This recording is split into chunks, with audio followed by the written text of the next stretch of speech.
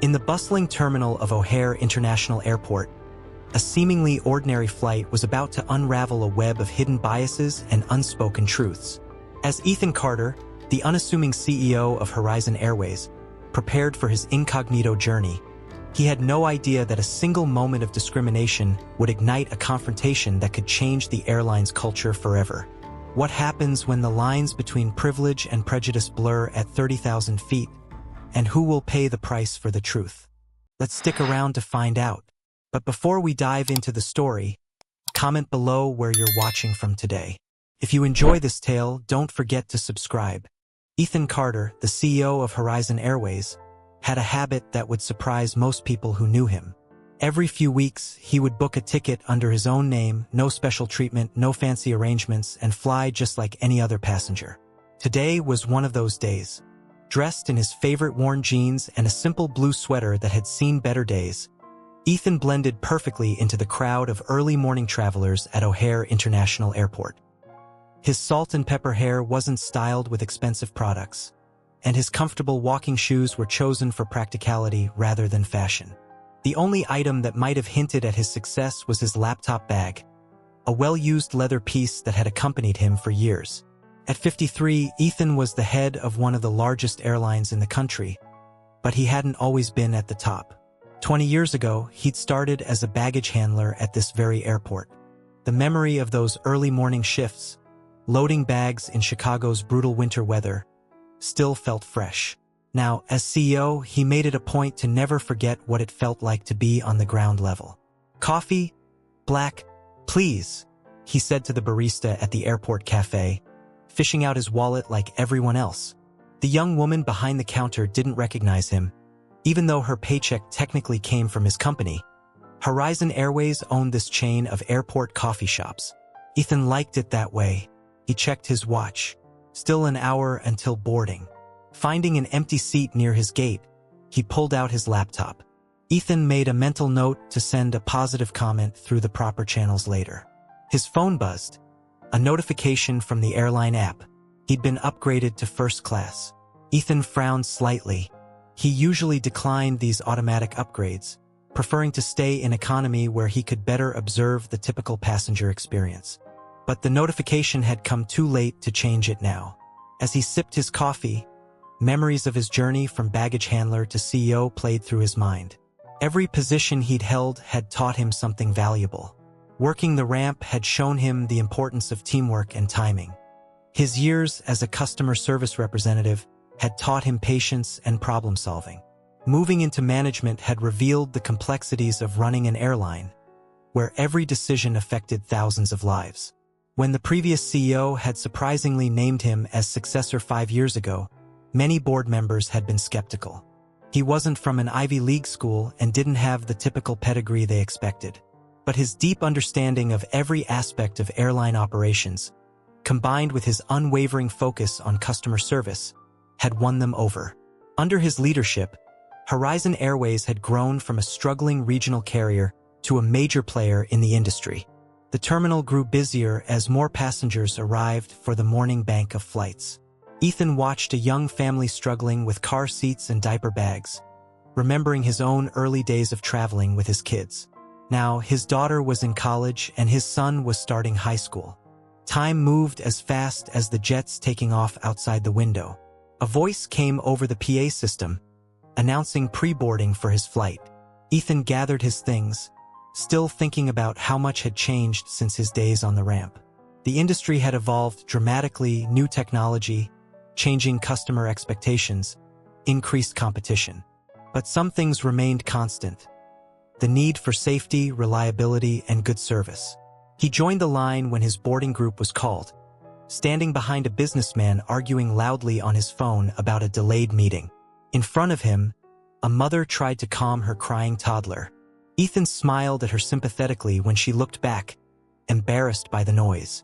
"Don't worry," he said quietly. "My son was the same at that age. He'll probably fall asleep as soon as you're in the air." The mother's relieved smile reminded him why he loved these incognito flights. Every interaction, every observation, gave him insights that no amount of reports or meetings could provide. He'd implemented several company-wide changes based on things he noticed during these trips, from adjusting the boarding process to improving the comfort of economy seats. Walking down the jet bridge, Ethan nodded to the ground crew member checking the plane's exterior. Another aspect of operations that passengers rarely noticed but was crucial to safety. He remembered doing those walks himself, checking every detail in rain, snow, and sunshine. The first-class cabin felt almost foreign to him now. A businessman in an expensive suit took the aisle seat next to him, barely glancing in Ethan's direction as he pulled out his phone. Through the window, Ethan watched the ground crew loading bags, their fluorescent vests bright against the morning sky. One worker was training another, showing the proper technique for lifting heavy bags. Ethan smiled, remembering his own training days. He'd learned more from those early jobs than any business school could teach. Lessons about hard work, teamwork, and the real meaning of customer service. The cabin continued to fill as economy passengers filed past. Ethan noticed how some first-class passengers subtly turned away or pulled their bags closer when others rushed past their seats. It was these small behaviors, these unconscious biases, that he was working to address in the company's culture. Every passenger deserved respect, regardless of their ticket class or appearance. He'd promoted her to chief pilot for the Seattle base last year, impressed by her leadership skills and commitment to safety. As the flight attendants prepared for departure, Ethan pulled out his notebook, an old-fashioned paper one, not his laptop. As the plane climbed steadily through the morning clouds, Ethan observed the cabin around him. The first-class section was a world apart from the economy class, a microcosm of privilege and expectation. He watched as the flight attendants moved through the aisles, their movements choreographed and precise, but he couldn't shake the feeling that something was off about Sophia's demeanor. Sophia Blake, the young flight attendant, exuded confidence as she navigated the cabin, but Ethan noticed a subtle edge to her politeness. It was a slight curl of her lip when she addressed passengers she deemed unworthy of her attention. He had seen this behavior before, staff creating invisible hierarchies not just between cabins but within them. The safety demonstration began, and Sophia went through the motions with mechanical precision. Her movements were perfect, her timing impeccable, but Ethan noticed how she positioned herself to face only certain passengers, those who fit her idea of a first-class traveler. A young man in worn sneakers and a tech company hoodie sat across the aisle, clearly enjoying his upgraded seat. When he asked for a pre-takeoff water, Sophia's lip curled slightly. "We'll begin service once we reach cruising altitude," she said, her tone carrying a hint of condescension that made Ethan wince internally. The young man shrank into his seat, pulling out his earbuds and turning away. Ethan felt a familiar frustration rising within him. He had spent years working to create a culture of respect and inclusivity at Horizon Airways, and here was a flight attendant undermining that effort with her biases. He had implemented numerous training programs emphasizing that every passenger deserved the same level of respect and attention, regardless of their appearance or status. As the plane continued its ascent, Ethan watched the Chicago skyline disappear beneath them, a reminder of how far he had come and how much he had learned. He thought about the memos he had written, the training programs he had implemented, and the countless hours spent discussing customer service standards with his team. Yet, despite all the progress, it seemed that some attitudes were harder to change than others. Next to him, the businessman in the expensive suit pressed the call button. Sophia appeared instantly, all warmth and efficiency. "Yes, sir. How can I help you?" "Bloody Mary, please. Extra spicy." "Of course, sir. I'll prepare that for you right away." Ethan watched as she hurried to fulfill the request, noting how different her energy was compared to her interaction with the young tech worker. The contrast was stark and represented exactly what he had been trying to change within the company culture. The seatbelt sign dinged off, and the cabin crew began their service preparations. Another flight attendant, Chris, moved through the cabin with a genuine smile that didn't discriminate between passengers. He stopped to help an elderly woman in economy who was struggling to reach the overhead bin, even though he was supposed to be helping with first-class service. That was the spirit Ethan wanted to see throughout his airline. Sophia returned with the businessman's drink, carefully placing it on his tray along with extra napkins and a dish of warm nuts. "Please let me know if you need anything else, sir," she said, her voice honey-sweet. But her expression hardened when she saw the tech worker trying to catch her attention. He had worked too hard and spent too many years building a company culture of respect to watch it being undermined by this kind of behavior. But he remained quiet, continuing to observe. Sometimes the best way to understand a problem was to let it play out fully. More passengers began moving around the cabin as the flight settled into its cruise phase. A woman in economy came forward to use the first-class lavatory, and Sophia intercepted her with practiced efficiency. "I'm sorry, but this lavatory is reserved for first-class passengers only. There are facilities available in the rear of the aircraft." The woman, visibly pregnant, looked uncomfortable. "I'm sorry, it's just that both bathrooms in the back have lines." "Policy is policy," Sophia cut her off, gesturing toward the back of the plane. Ethan watched the woman waddle back to economy, one hand on her lower back. He made another note in his book. Maybe it was time to revisit that particular policy. Chris appeared again, this time with a tray of hot towels. He offered them to each passenger with the same genuine smile, spending an extra moment to show the tech worker how to unfold his without burning his fingers. Sophia watched this interaction with barely concealed disapproval. The contrast between the two flight attendants was striking. Chris moved through the cabin with an easy grace, treating each passenger as a welcomed guest. Sophia, despite her technical proficiency, seemed to view the cabin as a hierarchy to be enforced. The irony wasn't lost on Ethan. He had specifically worked to eliminate such hierarchies within the company. He remembered his own early days in customer service, dealing with stressed passengers and tight schedules. It was easy to develop biases, to make assumptions about people based on their appearance or behavior. But he had learned that every passenger had a story, a reason for traveling, and deserved to be treated with dignity. The businessman next to Ethan finished his Bloody Mary and pressed the call button again. Sophia appeared so quickly it seemed she had been waiting for it. "Another one?" she asked, already reaching for his empty glass. "Please. And could you make it a double this time?" "Of course, sir." She glanced at Ethan's empty spot on his tray table. "Can I get you anything, sir?" Her tone made it clear she was only asking out of obligation. "Just water, thank you," Ethan replied quietly. He watched her expression flicker. Another passenger who wasn't living up to her first-class expectations. A small commotion arose in economy as a child cried, their wails cutting through the cabin's white noise. Sophia's shoulders tensed, but Chris was already heading back there, probably with some crayons and a coloring book. Ethan had implemented that program 2 years ago, making sure every flight carried activities for young passengers. The plane hit a patch of turbulence, causing the seatbelt sign to ding. Sophia made her way through the cabin, checking compliance. She was firm but polite with the first-class passengers she approved of, notably less pleasant with others. When she reached the tech worker, who was already buckled in, she practically barked, "Seatbelt, please," before noticing he was compliant. Ethan felt his frustration growing, but he reminded himself why he did these flights. It wasn't just about catching problems. It was about understanding them, seeing patterns that might not be visible from his office on the top floor of Skyline's headquarters. Sophia's behavior was a symptom of something larger, a mindset that still lingered in parts of the industry despite all efforts to modernize it.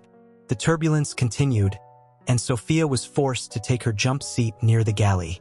Ethan could see her from his position, watching as she maintained her rigid posture even while seated. She pulled out her phone during the break in service, her fingers tapping rapidly, probably texting with other crew members about the passengers she deemed problematic.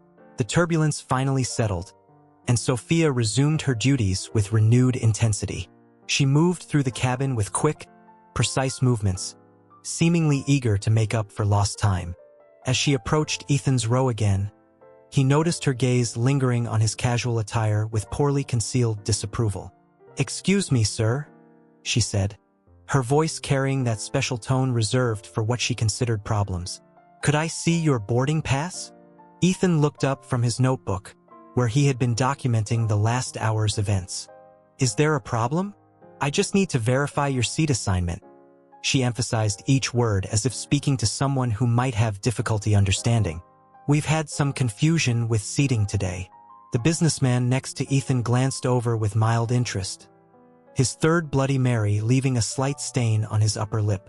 Other first-class passengers began to take notice of the interaction, some turning in their seats to watch the drama unfold.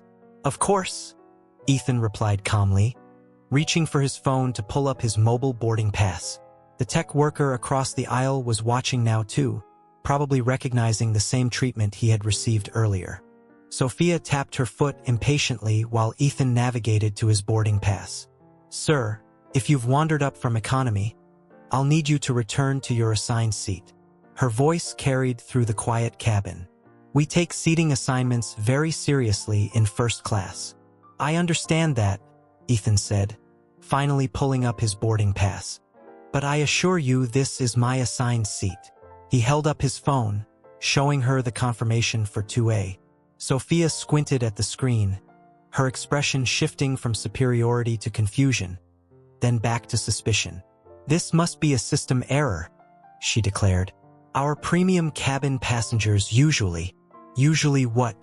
Ethan asked softly, genuinely curious about how she would complete that sentence. "Usually present themselves differently," she finished, gesturing vaguely at his worn jeans and comfortable sweater. "Let me check what the gate agent's manifest says," she said, moving to the galley. Ethan could hear her whispering hurriedly to Chris through the gap between seats. He watched their interaction, Sophia gesturing animatedly while Chris tried to calm her down. "Emily, maybe we should." "No," she cut him off. "This needs to be sorted out. We have standards in first class." She turned back to Ethan. "Sir, last chance. Either you can show me proper documentation proving you belong in this seat, or we can handle this officially."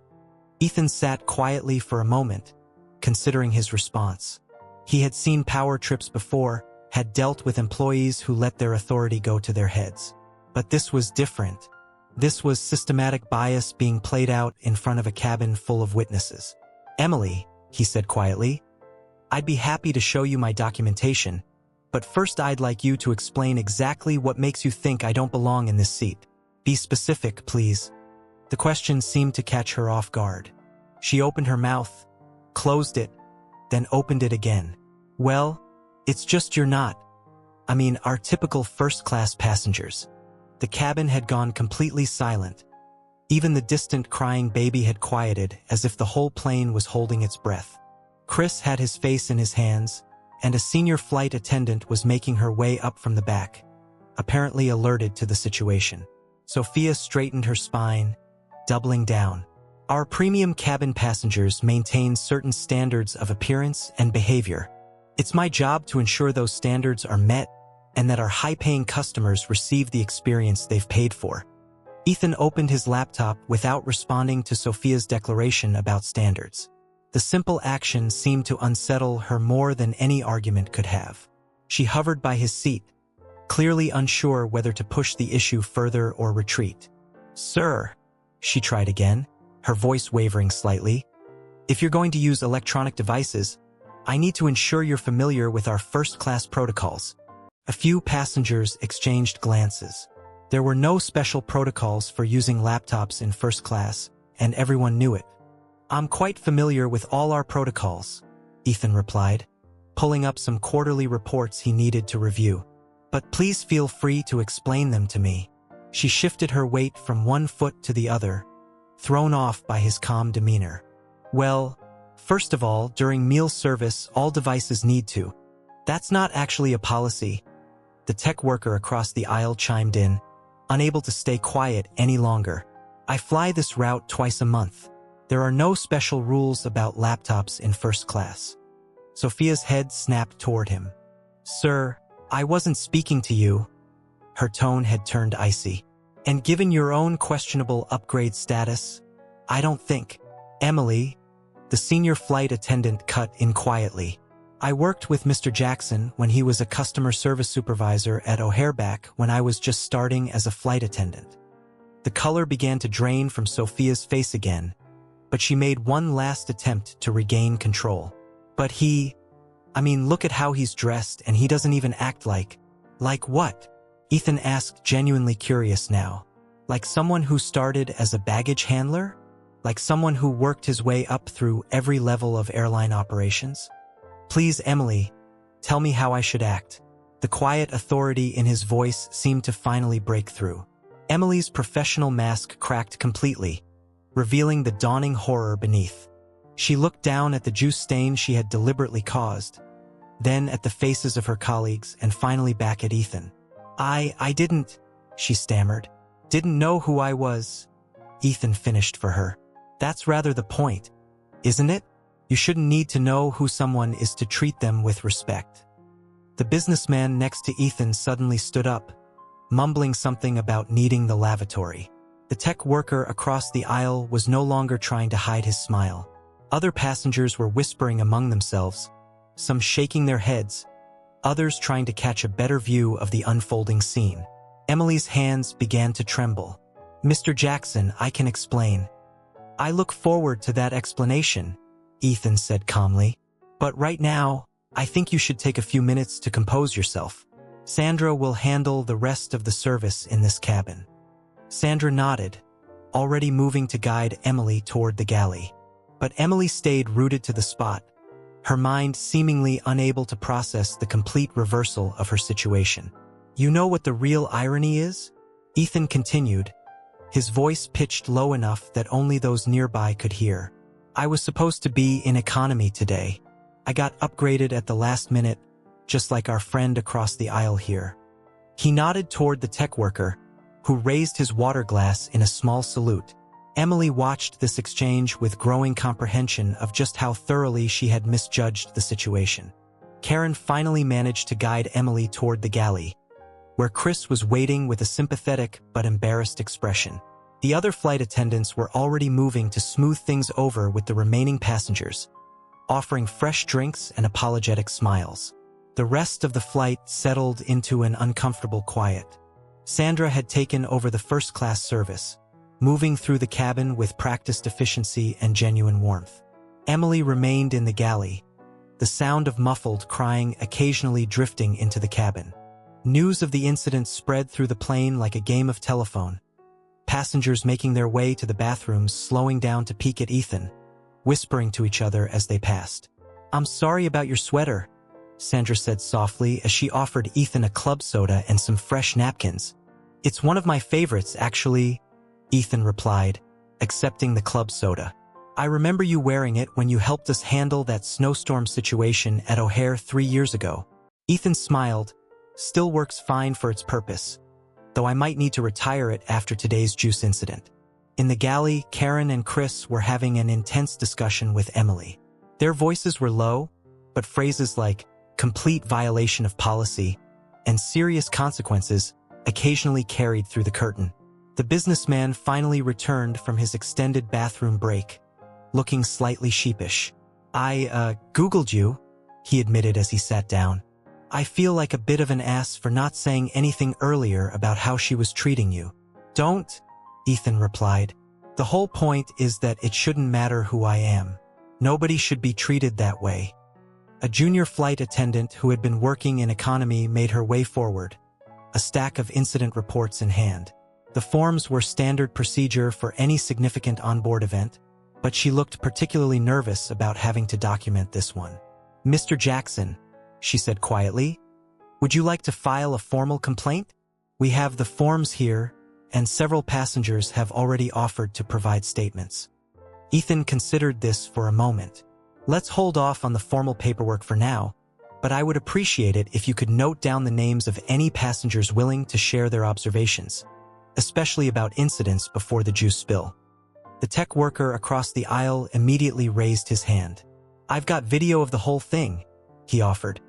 Plus about an hour of her treating me like I snuck into first class. Oh, and that pregnant lady she sent to the back. I got her name too. Sandra, overhearing this, closed her eyes briefly. The implications of documented evidence of discriminatory behavior were clearly hitting home. She moved to the galley, where the sounds of Emily's distress had grown louder. In the main cabin, passengers had started sharing their own stories. A woman in business casual attire came forward to tell Sandra about a similar experience she'd had with Emily on a previous flight. An elderly man in economy mentioned how Emily had once questioned his first-class ticket so aggressively that he missed his connection, waiting to prove he belonged there. "Mr. Jackson," Karen said quietly, "Emily would like to speak with you if you're willing, but I completely understand if you'd prefer to wait until we're on the ground." Ethan glanced at his juice-stained clothes. "I think we've all waited long enough. Sometimes the best time to address these things is in the moment." He stood and made his way to the galley. Emily was sitting on the jump seat, her makeup smeared from crying, her perfect uniform now wrinkled from tension. She looked up as he approached, then immediately looked down at her hands. "I'm so sorry," she whispered. "I don't know what to say. Why don't we start with what you were thinking?" Ethan suggested, leaning against the counter. "Help me understand how we got here." Emily dabbed at her eyes with a napkin. I thought I was doing my job, maintaining standards, protecting the premium experience."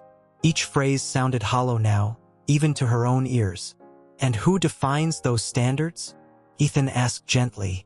"Where did you get the idea that first class had to look or act a certain way?" Emily paused, really thinking about it. "When I started flying, the other attendants would talk about premium passengers like they were different, special. I thought that's what the company wanted." The plane hit a small pocket of turbulence, making the cups in the galley rattle. Ethan waited for it to pass before continuing. "Do you know what my first airline job was?" Emily shook her head. "I loaded bags in Chicago winters. Sometimes I'd look up at the windows of first class and see passengers watching us work. Some would smile and wave. Others would turn away like we were invisible. Guess which ones I remembered?" Emily's hands twisted in her lap. "I'm going to lose my job, aren't I?" "That depends," Ethan said thoughtfully. "Tell me what you've learned today. Not what you think I want to hear, but what you've really learned." Behind them, Sandra was quietly directing the other flight attendants, keeping the service running smoothly despite being one crew member short. The sounds of normal flight operations continued. Ice clinking in glasses, overhead bins opening and closing, quiet conversations among passengers. "I've learned that I've been horrible," Emily said finally. "Not just today, but for 4 years probably. I've been judging people, making assumptions, treating them differently based on God, based on nothing really, just my own prejudices." Ethan nodded, encouraging her to continue. The captain's voice came over the PA system, announcing their initial descent into Seattle. Emily straightened up on the jump seat, years of training automatically kicking in. Despite her emotional state, she started to stand, probably to help prepare the cabin for landing. But Ethan gently shook his head. "Sandra has it covered," he said. "I think we need to finish our conversation." Emily sank back down, looking smaller somehow in her pristine uniform. Through the galley curtain, they could hear Sandra expertly managing the cabin, her voice carrying just the right mix of authority and warmth. "I keep thinking about all the passengers," Emily said quietly. "Not just today, but over the years. How many people did I make feel unwelcome? How many times did I ruin someone's trip just because they didn't fit my image of what a first-class passenger should be?" The plane began its gradual descent, the slight change in pressure making their ears pop. Ethan took a seat on the opposite jump seat, his juice-stained sweater now almost dry but clearly ruined. "You know what the hardest part of my job is?" he asked, adjusting his seatbelt. "It's not the board meetings or the financial decisions. It's changing culture, helping people understand that an airline isn't about status or class. It's about safely getting people where they need to go." Emily nodded slowly. "I remember when I first started flying. I was so excited to work in first class. It felt special, exclusive, like I was part of some elite club." She laughed bitterly. "Now I realize I was just being human." Ethan suggested, "We all have biases, Emily. The question is what we do when we recognize them." The plane banked slightly, beginning its approach pattern. Through the galley window, The Seattle skyline was becoming visible through breaks in the clouds. "The tech guy in 2D," she said suddenly.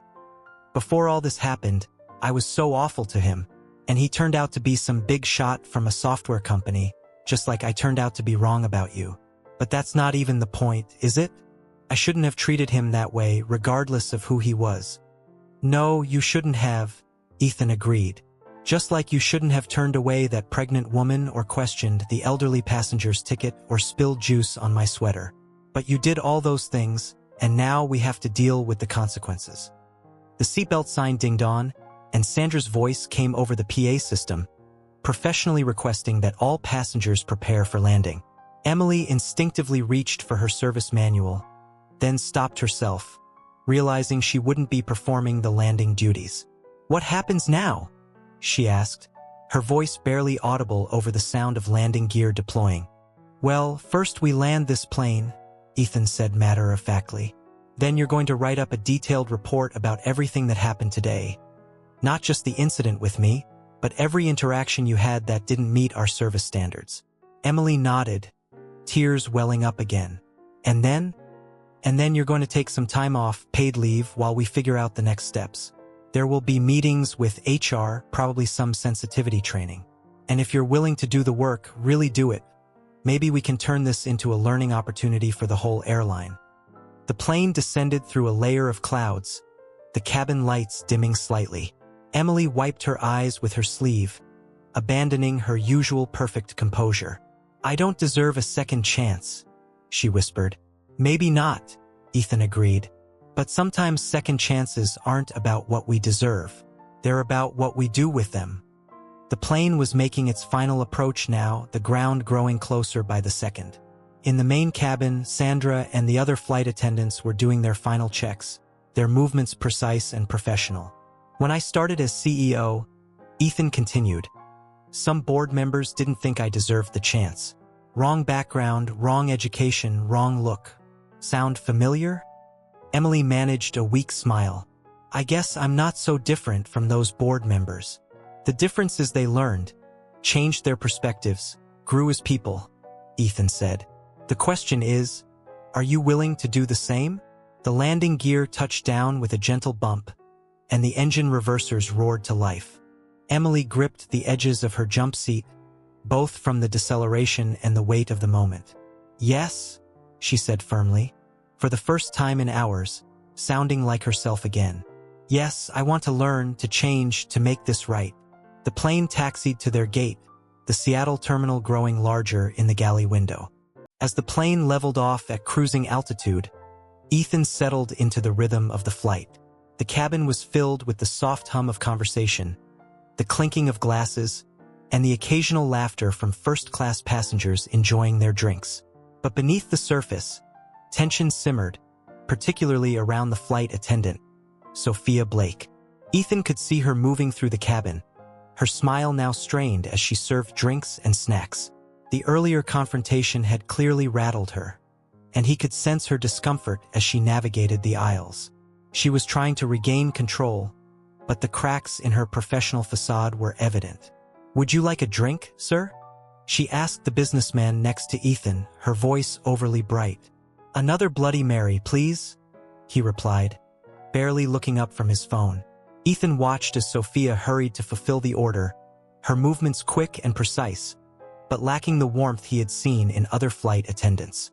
She returned with the drink, placing it on the tray with a flourish, but her eyes darted nervously toward Ethan, as if she were waiting for him to make another move. "Can I get you anything else, sir?" she asked Ethan, her tone now clipped. "Just water, thank you," he replied, maintaining his calm demeanor.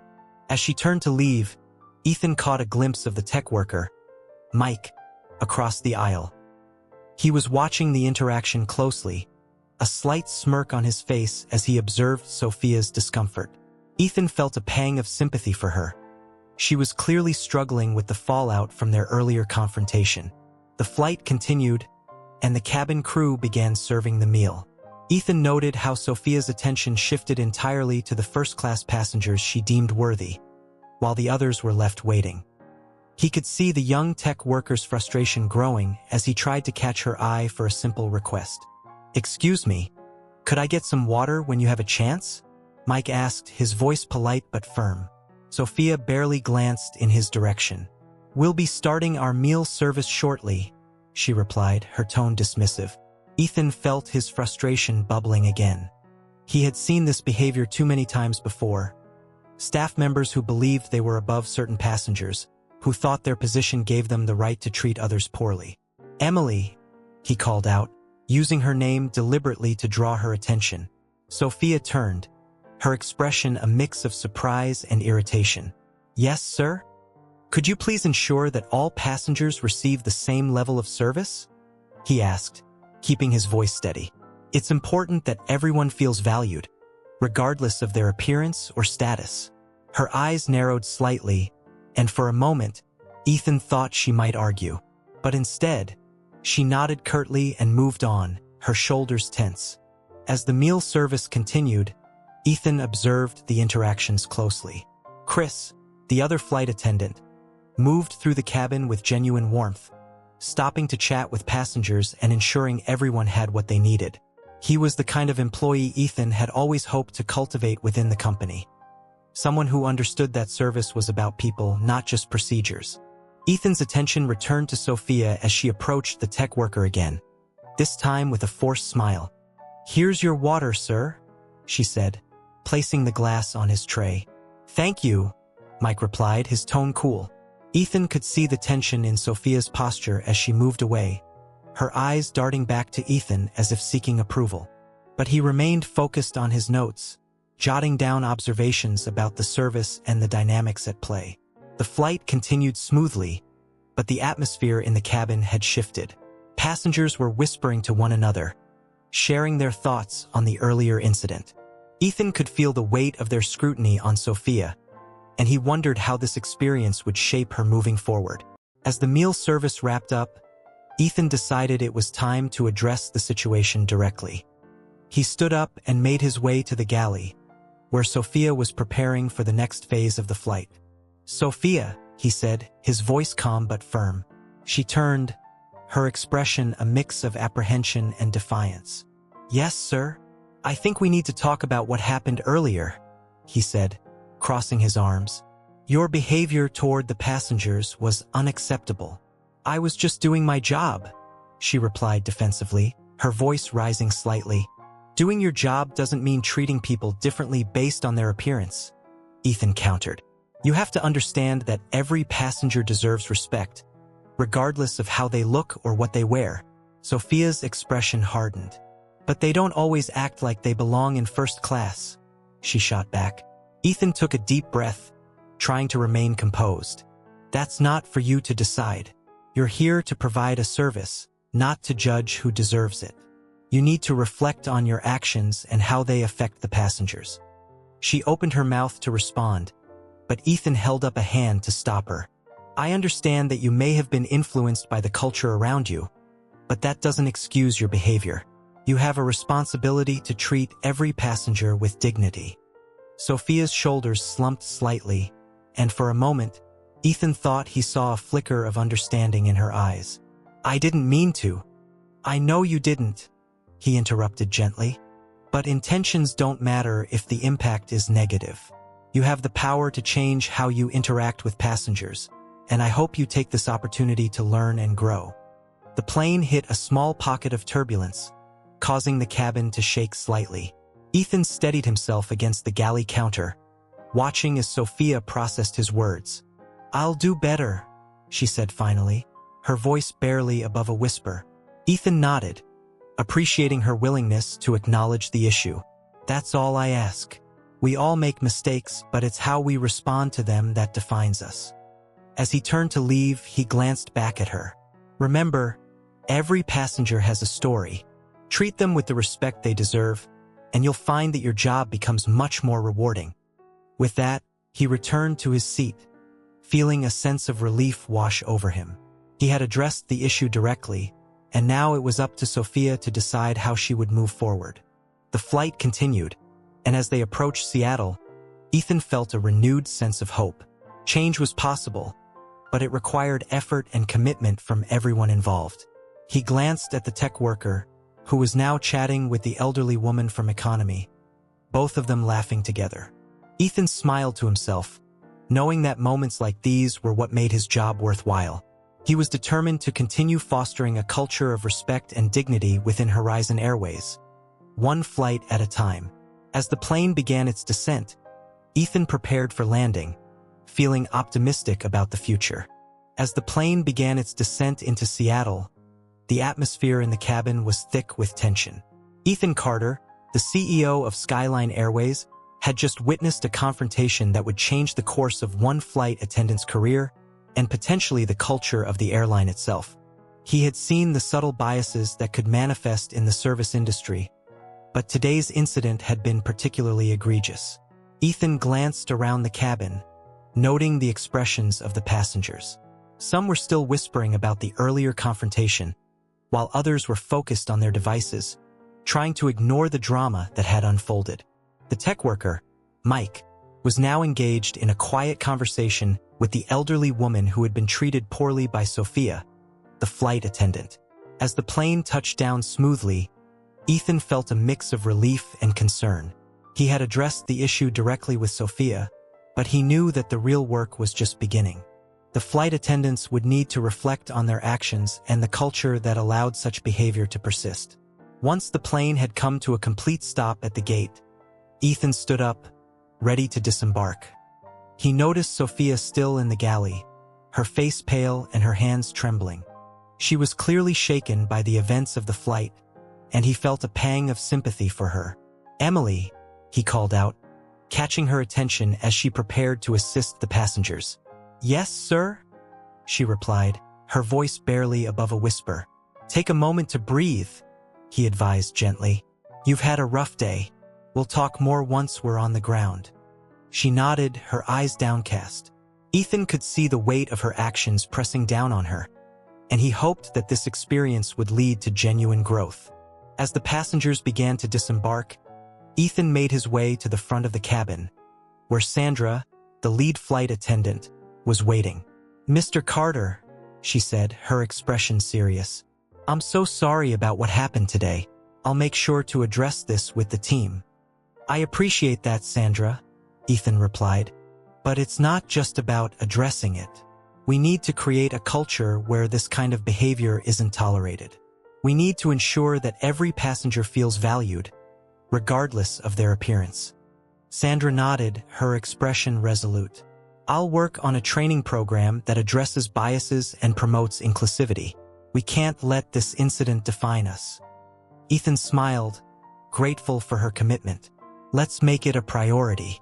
I want to see real change within the company." As the last of the passengers exited the plane, Ethan turned back to the cabin. He spotted Mike, who was still chatting with the elderly woman. Ethan approached them, wanting to thank Mike for his support during the flight. "Hey, Mike," Ethan said, extending his hand. "I appreciate how you handled yourself today. Takes courage to stand up for what's right."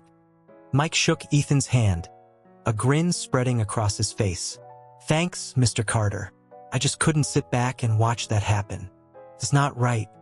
Ethan nodded, feeling a sense of camaraderie with the young man. "We're all in this together. It's important that we hold each other accountable." The elderly woman chimed in, her voice warm. "You handled that situation with grace, young man. Thank you for standing up for us." Ethan smiled at her, grateful for her kind words. "It's my job to ensure that everyone feels respected. We're all human, after all." As the passengers continued to exit, Ethan turned back to the galley, where he found Sophia still standing, her expression a mix of shame and determination. "Emily," he said, catching her eye, "can we talk?" She nodded, her voice trembling. "Yes, sir." Ethan led her to a quiet corner of the cabin, away from the prying eyes of the passengers.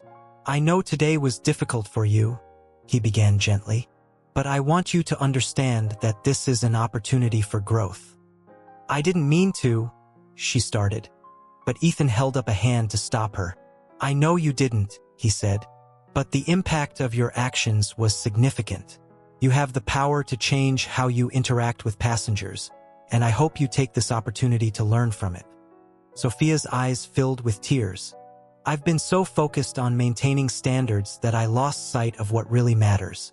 I didn't see the people in front of me. Ethan nodded, appreciating her honesty.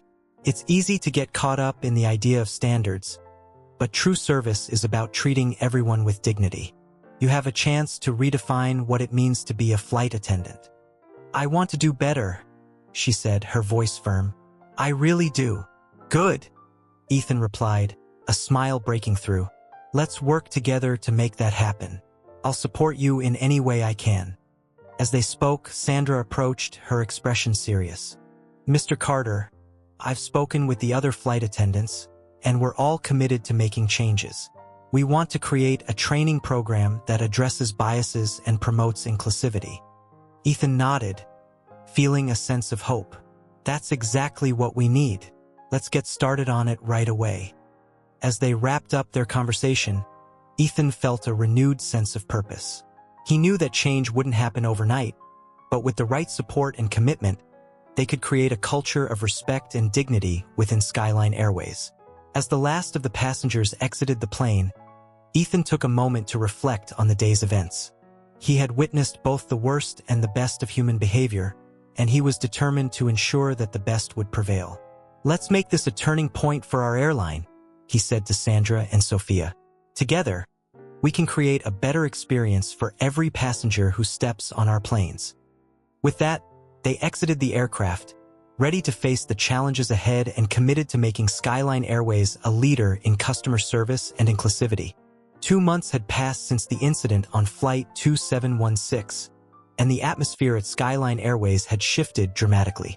The training program that Emily had helped develop was now in full swing, and the airline was making strides toward fostering a culture of respect and inclusivity. As Emily stood in the training room, she felt a mix of excitement and nervousness. Today was the day she would lead her first training session since the incident.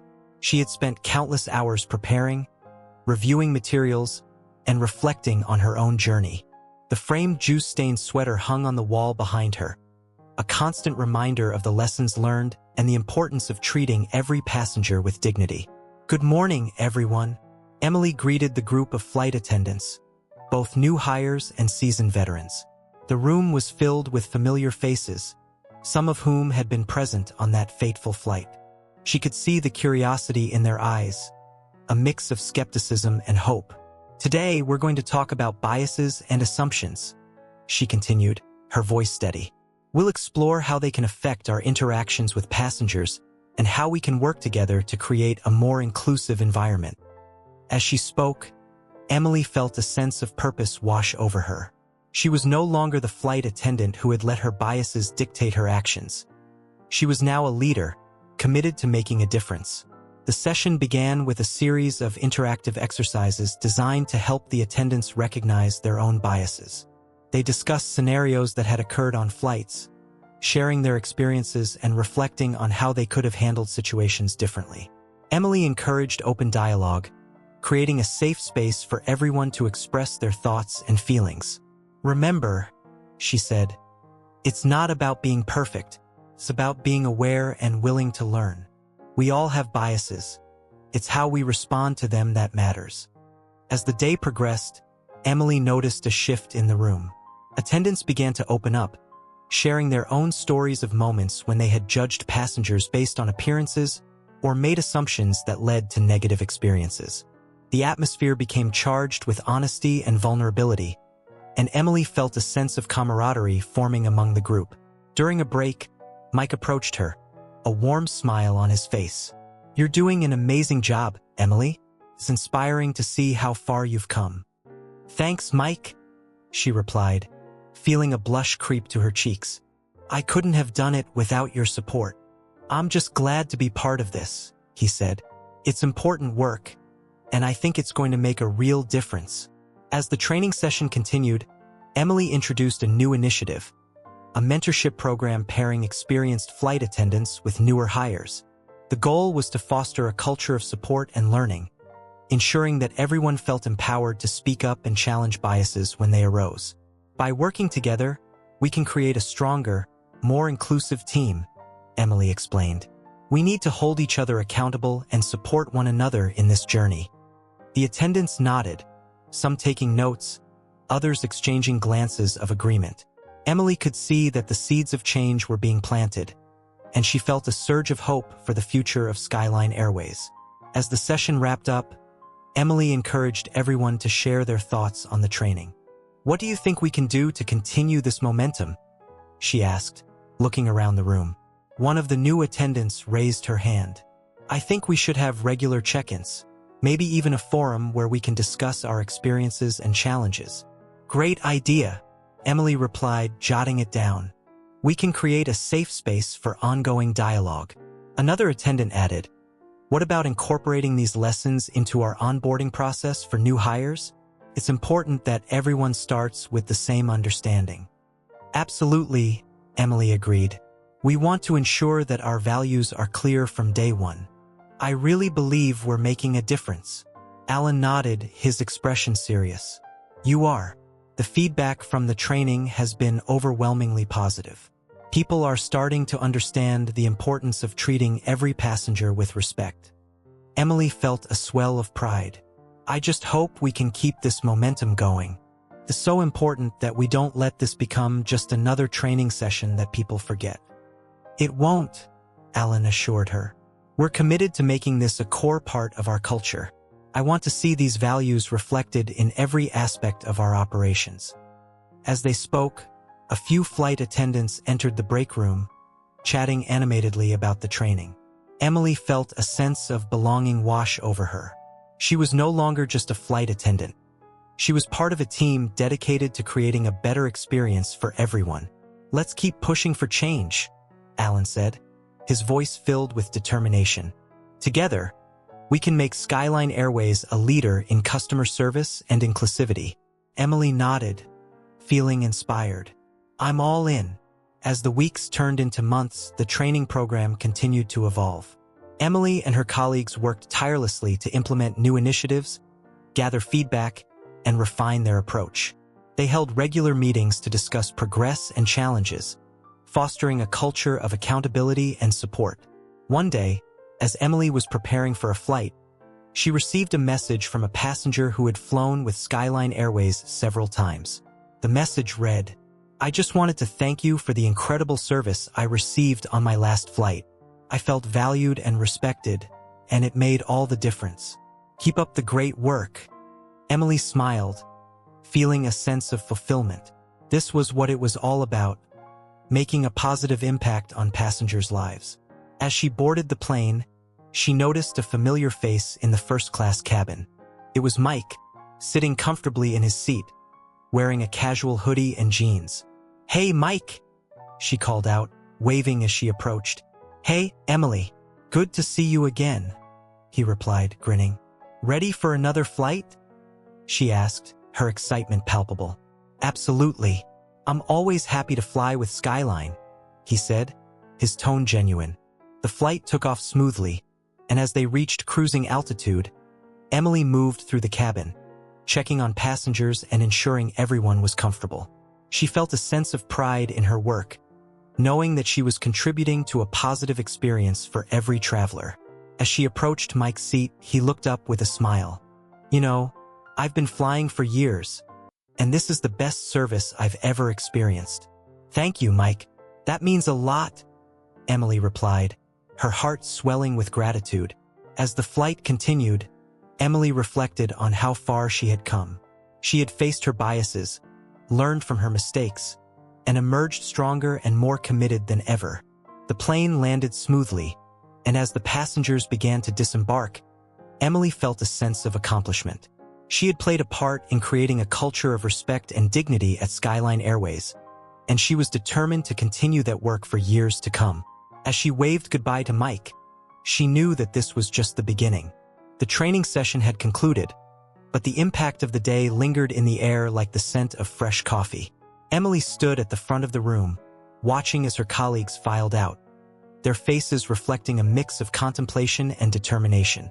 She felt a sense of accomplishment wash over her, knowing that they had taken a significant step toward creating a more inclusive environment at Skyline Airways. As she gathered her materials, she noticed Mike lingering near the door, chatting with a few other flight attendants.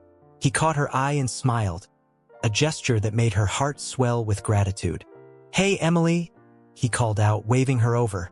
"I just wanted to say how proud I am of you. You really owned your story today." "Thanks, Mike," she replied, feeling a blush creep to her cheeks. It was nerve-wracking, but I knew it was important.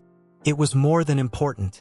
It was necessary, he said, his tone sincere. "You're making a difference, and I think everyone in that room felt it." Emily smiled, feeling a sense of camaraderie with him. "I hope so. I want to ensure that we keep this momentum going." As they spoke, Sandra approached, her expression warm. "Emily, I just wanted to say how impressed I am with your growth. You've turned a difficult situation into a powerful learning opportunity for all of us."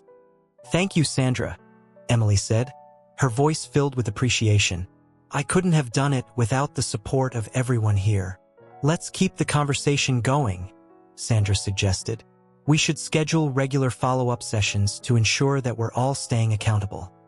"I agree," Emily replied, feeling a renewed sense of purpose. "We need to create a culture where everyone feels comfortable discussing these issues." As they continued to chat, Alan entered the room, his presence commanding immediate attention. "I just wanted to take a moment to thank all of you for your commitment to this initiative," he said, his voice steady and reassuring. "What we've started here is just the beginning. We have the power to change the narrative in our industry." The room fell silent, everyone hanging on his words. "I've received positive feedback from other airlines about our training program.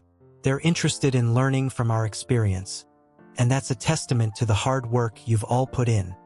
Emily felt a surge of pride at Alan's words. It was a reminder that their efforts were being recognized beyond the walls of Skyline Airways. "Let's continue to challenge ourselves and each other," Alan continued. "We're not just flight attendants. We're ambassadors for our airline. Every interaction we have with passengers is an opportunity to make a difference." As he spoke, Emily felt a sense of responsibility wash over her. She was no longer just a flight attendant. She was part of a movement that aimed to redefine the airline experience for everyone. After the meeting, Emily and Mike walked out together, discussing the day's events. "I think we should create a feedback loop," Mike suggested. "Something where passengers can share their experiences directly with us." "That's a great idea," Emily replied, her mind racing with possibilities. "We could set up a dedicated email or even a section on our website for feedback." "Exactly," Mike said, his enthusiasm infectious. "It would show passengers that we're committed to listening and improving." As they brainstormed, Emily felt a sense of excitement building within her. They were on the cusp of something transformative, and she was determined to be a part of it. Over the next few weeks, the training program continued to evolve. Emily and Mike worked together to implement the feedback loop, encouraging passengers to share their experiences and suggestions. They received an overwhelming response, with many passengers expressing gratitude for the changes they were witnessing. One day, as Emily was reviewing the feedback, she came across a message that stood out. "I just wanted to thank you for the incredible service I received on my last flight. I felt valued and respected, and it made all the difference. Keep up the great work." Reading those words filled her with a sense of purpose. This was why they were doing this, to ensure that every passenger felt welcomed and respected. As the months passed, the culture at Skyline Airways continued to shift. He was dressed casually, blending in with the crowd, just as he had on that fateful day. She approached him, her heart racing. "Hey, Alan," she said, smiling. "I just wanted to thank you for your support throughout this process. It's made a huge difference." "All credit goes to you, Emily," he replied, his tone genuine. "You've taken this initiative and run with it. I'm proud of the work you're doing." "Thank you," she said, feeling a sense of validation. "I just hope we can keep this momentum going." "You will," Alan assured her. "You're a natural leader, and your passion is contagious. Just remember to keep listening to your colleagues and the passengers. That's where the real insights come from. As they chatted, Emily felt a renewed sense of purpose. She was determined to continue fostering a culture of respect and inclusivity at Skyline Airways, one flight at a time. As the flight boarded, Emily moved through the cabin, greeting passengers with a warm smile. She felt a sense of pride in her work, knowing that she was contributing to a positive experience for every traveler. As she approached a young family struggling with their bags, she offered her assistance. "Can I help you with that?" she asked, her tone genuine. "Oh, thank you so much," the mother replied, relief washing over her face. Emily helped them stow their bags and ensured they were comfortable before moving on. Each interaction reinforced her commitment to treating every passenger with dignity and respect. As the plane took off, Emily settled into her duties, feeling a sense of fulfillment. She was no longer just a flight attendant. She was part of a movement that aimed to change the airline industry for the better. Don't forget to like and subscribe to our YouTube channel so we can keep bringing you the best stories.